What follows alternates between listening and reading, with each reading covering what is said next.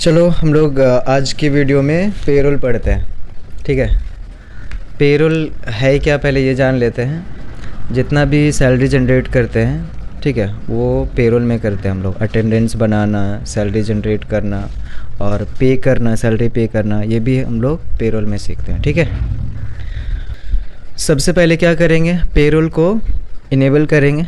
F11 press करेंगे payroll को enable करने के लिए और F1 पे जाना है।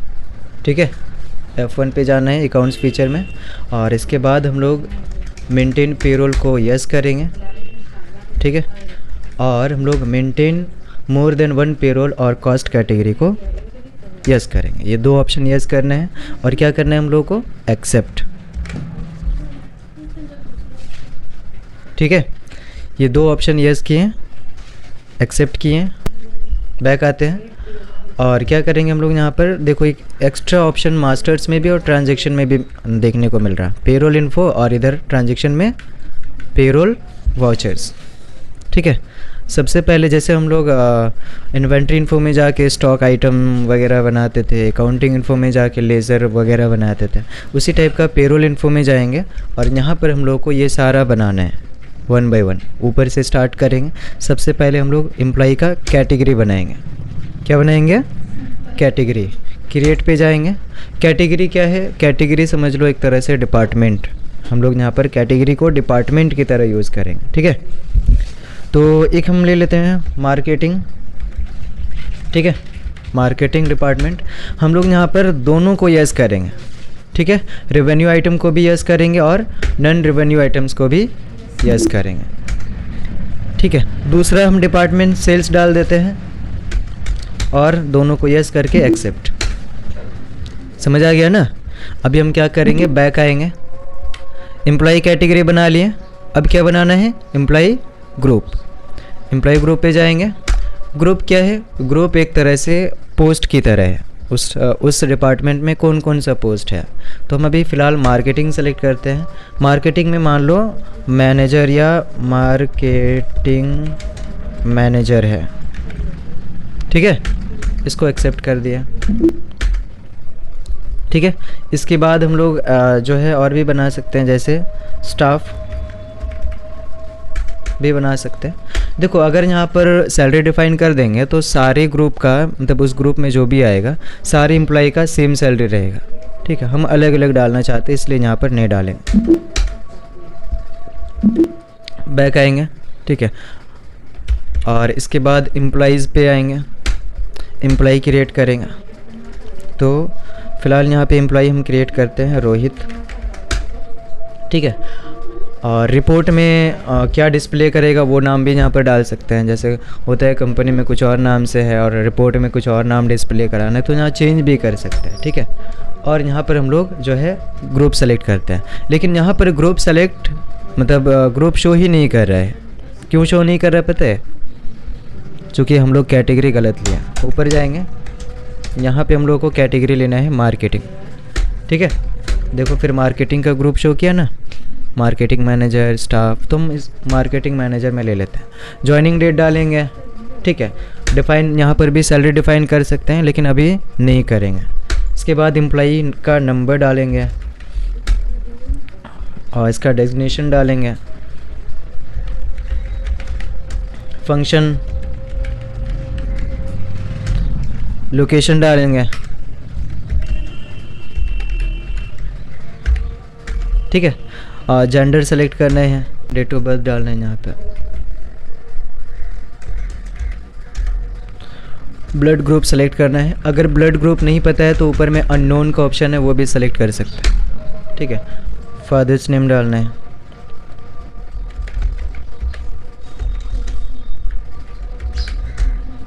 ठीक है, हस्बैंड या वाइफ का नाम है तो वो भी डाल सकते हैं। एड्रेस डाल सकते हैं पूरा।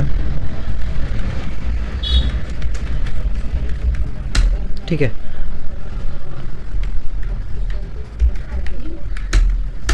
फ़ोन नंबर डाल सकते हैं, अगर उसका फ़ोन नंबर है तो वो डाल सकते हैं। ईमेल आईडी डाल सकते हैं।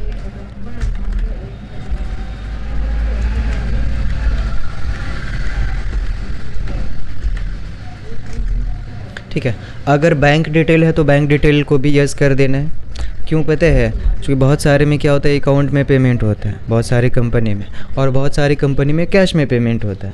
तो हम लोग यहाँ पर यस करेंगे तो उसका रोहित का बैंक डिटेल भी डाल सकते हैं, जैसे अकाउंट नंबर, ठीक है, IFSC कोड SBIN000 कुछ भी डाल देते हैं 5454।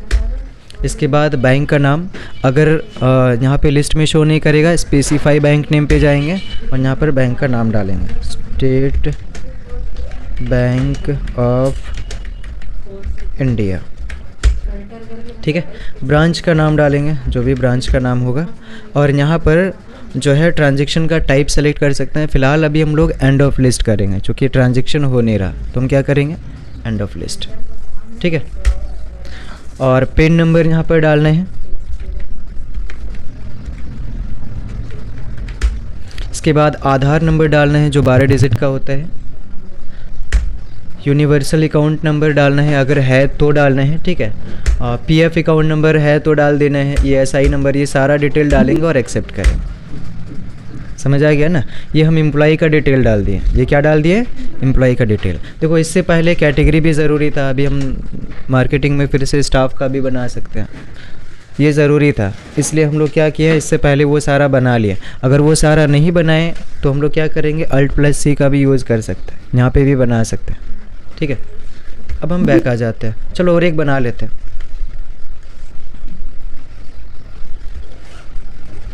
अजय डाल देते हैं, ठीक है।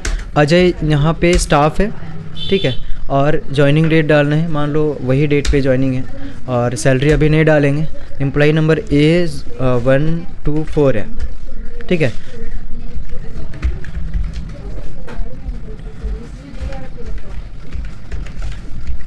Documents managing, location first floor पे ही है मान लो,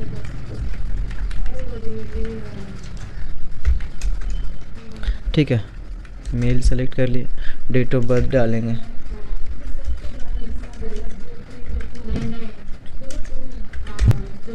देखो 1 तारीख एक्सेप्ट करते हैं ना इस पर, इसलिए एक्सेप्ट नहीं कर रहा, ठीक है। ब्लड ग्रुप सेलेक्ट कर लेंगे, जो भी है सारा डिटेल डालेंगे जैसे पिछली बार डाले थे हम, फिलहाल अभी स्किप कर रहे हैं, ठीक है। और क्या करेंगे, इसको एक्सेप्ट। बैक आएंगे, अब बनाना है यूनिट। क्या बनाना है? यूनिट।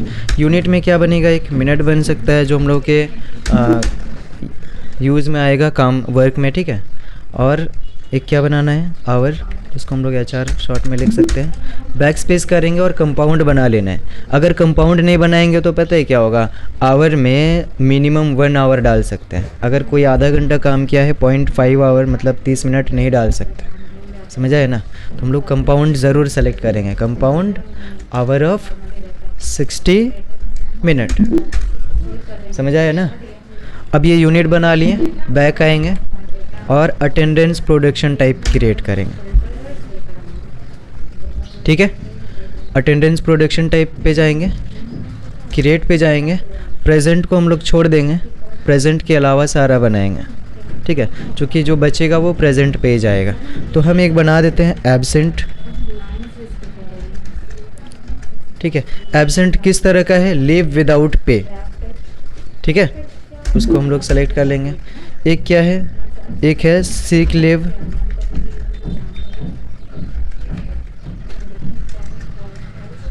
ये क्या है, अटेंडेंस लीव विथ पे, अटेंडेंस बनेगा उसके हिसाब से दिया जाएगा। एक होता है कैजुअल लीव, ये भी क्या होगा, अटेंडेंस लीव विथ पे, ठीक है। एक क्या होता है ओवर टाइम,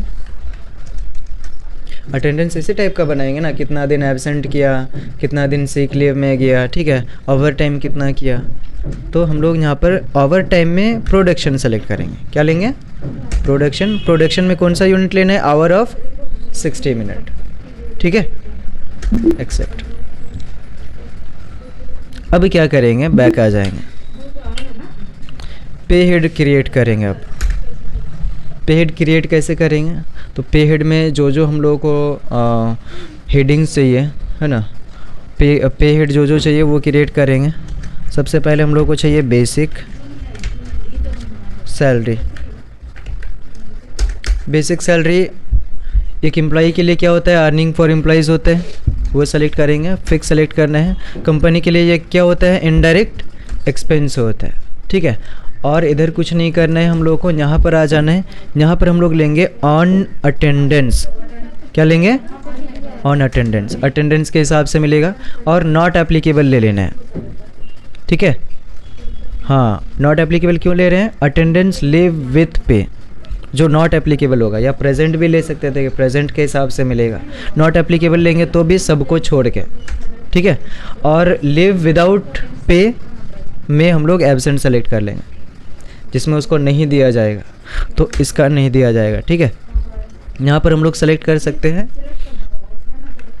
मंथ्स, ठीक है।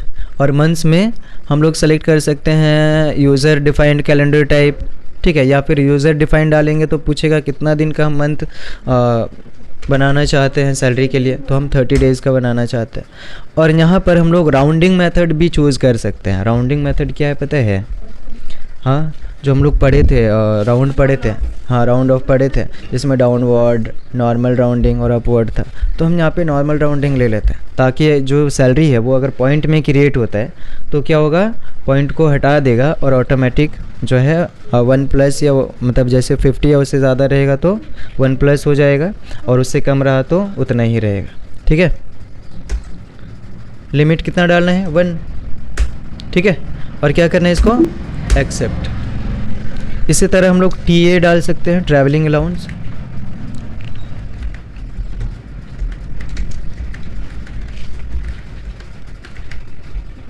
ठीक है। ट्रैवलिंग अलाउंस ये क्या होता है, अर्निंग फॉर एम्प्लॉइज़, और फिक्स होगा। ये कंपनी के लिए क्या होता है, इनडायरेक्ट एक्सपेंस होता है। सब कुछ सेम रहेगा, बस यहाँ पे क्या करना है पता है, यहाँ पे एज कंप्यूटेड वैल्यू, चूँकि जो ट्रैवलिंग अलाउंस है वो हम बेसिक सैलरी का 10% देना चाहते हैं, बेसिक सैलरी का 10% देना चाहते हैं। तो यहाँ पर एज कंप्यूटेड वैल्यू सेलेक्ट करेंगे, ठीक है। यहाँ पर भी हम लोग नॉर्मल राउंडिंग ले सकते हैं, 1 ले सकते हैं। और यहाँ पर हम लोग लेंगे ऑन स्पेसिफाइड फार्मूला। क्या लेंगे, ऑन स्पेसिफाइड फार्मूला। फिर यहाँ पर बेसिक सैलरी का and of list effective from इतना से, ठीक है, जितना भी रहा उसका कितना परसेंट, 10%। समझ आया ना। हम यहाँ पे अमाउंट का लिमिट नहीं डालें, क्यों नहीं डालें, क्योंकि जितना भी रहे उसका 10%। और अगर हम यहाँ पर दूसरा डेट डालेंगे तो वो डेट जो है उस डेट से नया एक फ्रेश वैल्यू सामने आ जाएगा। अगर हम यहाँ पे 1 जून डालेंगे, ठीक है, 1 जून डालें और यहाँ पर स्टार्ट फ्रेश पे क्लिक करें तो यहाँ पर हम लोग 12% डाल दिए। अब क्या होगा, 1 जून से वो 12% स्टार्ट कर देगा कैलकुलेट करना, ठीक है। फिलहाल हम सेम डालना चाहते हैं तो हम यहाँ पे सारा डिलीट करेंगे और आगे बढ़ जाएंगे, ठीक है।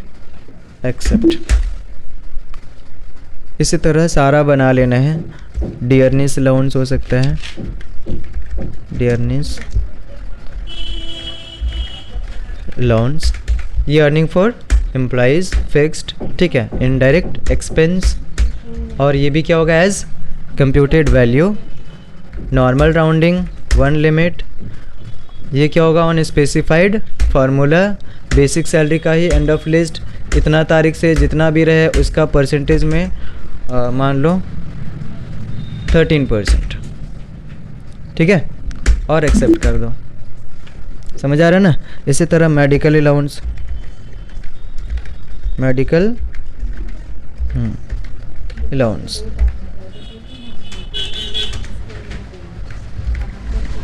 मेडिकल अलाउंस, ठीक है। और इसको ये भी क्या होता है, अर्निंग फॉर एम्प्लॉइज़, एम्प्लॉई के लिए अर्निंग होता है। फिक्स्ड होगा, इनडायरेक्ट एक्सपेंस होगा। और यहाँ से हम लोग क्या लेंगे, एज कंप्यूटेड वैल्यू। यहाँ पर भी हम लोग राउंडिंग सेलेक्ट करेंगे, नॉर्मल राउंडिंग, 1 लिमिट। यहाँ पर भी क्या लेंगे, on specified formula. Basic salary का एंड ऑफ लिस्ट जितना भी रहा उसका मेडिकल अलाउंस 5% मान लो, ठीक है। और एक्सेप्ट। इसी तरह सारा अलाउंस डाल देंगे जो भी अर्निंग होगा। अब डिडक्शन का बारी, प्रोफेशनल टैक्स,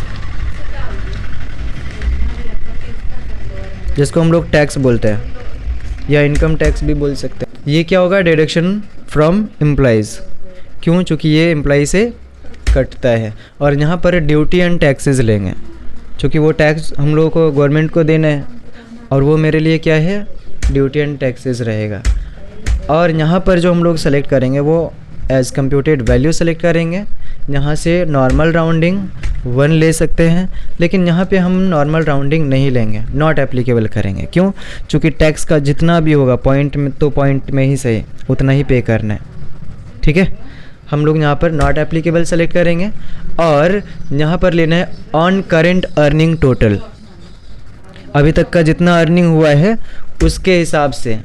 ठीक है, 1 अप्रैल से 50,000 तक, नहीं 50,000 नहीं, 49,999 रुपया तक का परसेंटेज 0 रहेगा।